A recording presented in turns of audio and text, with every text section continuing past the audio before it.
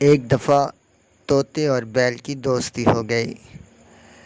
طوطے نے تنزن بیل سے کچھ باتیں کی۔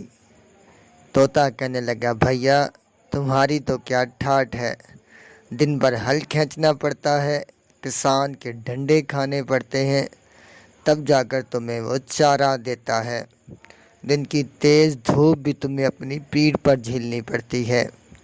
بیل چارہ کھاتے کھاتے رکا اور بولا، تمہاری طرح دن بھر 4 دانوں کے لیے میلوں میل مارا ماری تو نہیں کرنی پڑتی، گھر لوٹنے پر اتنا تو طے رہتا ہے کہ پیٹ بھرنے کے لیے پورا چارہ مل جائے گا، اور پھر جو چارہ کھلائے گا وہ کام تو لے گا ہی۔ بنا محنت کے، بنا کام کیے کھانا کھانا بھی تو ٹھیک بات نہیں۔ تم کوئی کام نہیں کرتے، چپکے سے کسی مکی کے کھیت میں جا کے گھس جاتے ہو، کسی کے باغ میں چوری چھپے جا کے پھل کترنے لگتے ہو، اس طرح کھانے کا اپنا ہی مزہ ہے۔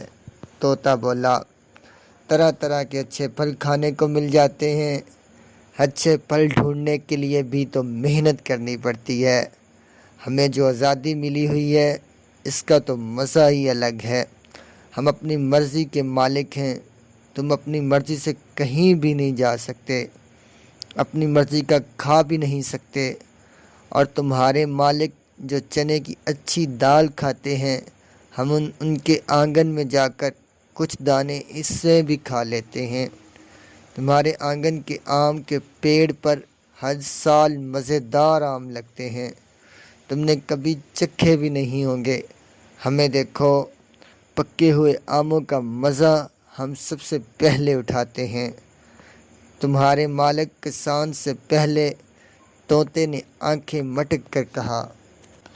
بیل کہاں چپ رہنے والا تھا، وہ اپنے تھوتن کو ہلا کر بولا، میرا مالک کسان میری حفاظت کرتا ہے، ٹھنڈ اور بارش میں مجھے الگ کوٹھری میں باندھ دیتا ہے، تمہیں تو باہر کھلے درختوں پر ٹھنڈ، بارش اور اولوں کی مار جھیلنی پڑتی ہے۔ طوطا بولا، ارے بھیا، ہم بھی کسی کے مکان کے کونے میں گھس جاتے ہیں، ہمارا وقت بھی کٹ جاتا ہے، اچھا برا وقت تو سبھی کے ساتھ ہوتا ہے، اب ہماری زندگی میں آزادی کے فائدے ہیں لیکن اس کی قیمت تو چکانی پڑتی ہے۔ مزہ اور آزادی کو مفت میں تھوڑے ہی ملتے ہیں۔ طوطے نے اپنی بات کو پورا کرتے ہوئے کہا، ویسے کھلی ہوا میں سانس لینے کا مزہ ہی کچھ اور ہے۔ تم صحیح کہتے ہو، بیل نے سر ہلا کر کہا، مگر میری زندگی صرف میرے لیے نہیں، میں جس فصل کو اگانے میں مدد کرتا ہوں اس سے پورے خاندان کی پرورش ہوتی ہے۔ میرا مالک مجھے چارہ کھلانے کے بعد کھانا کھاتا ہے، وہ صبح اٹھ کر پہلے مجھے چارہ کھلاتا ہے، تب خود کچھ کھاتا ہے۔ میری زندگی تمہاری طرح آزاد بھلے ہی نہ ہو، مگر ایک دم بے معنی بھی نہیں ہے۔ طوطے کو بیل کی بات صحیح لگی، وہ بولا، ہم دونوں ہی اپنی اپنی جگہ درست ہیں، قدرت نے ہماری زندگی کو جیسا بنایا ہے ہمیں ویسے ہی جینا ہے، اچھا چلتا ہوں۔ یہ کہہ کر طوطا پھر سے اٹھ گیا۔